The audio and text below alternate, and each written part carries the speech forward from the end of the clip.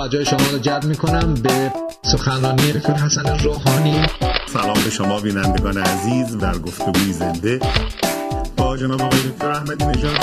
من خود یک طلبه‌ام. من دوستایی هستم.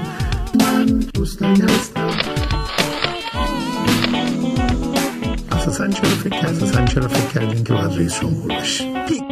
معتقد بودم رئیس جمهور نباید وامدار هیچ احدی باشه. باید به مردم بگوید چه موفقیت هایی داشته.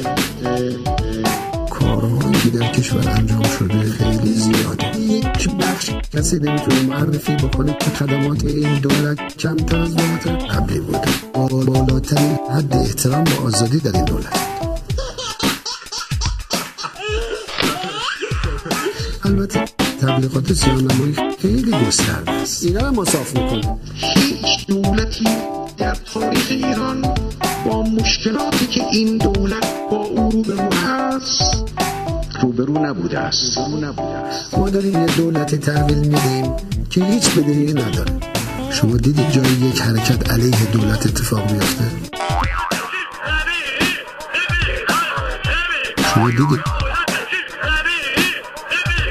رئیس جمهور یه سیب زمینی بذار روش رئیس جمهور. سخنی که باید تأکید دارم این که یه بار دیگه میگم رئیس جمهور یه سیب زمینی بذار روش رئیس جمهور.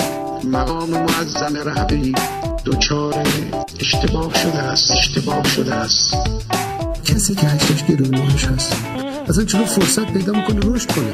من تشکر میکنم از همه مردمی که حوصله کردن. طولانی هم شد.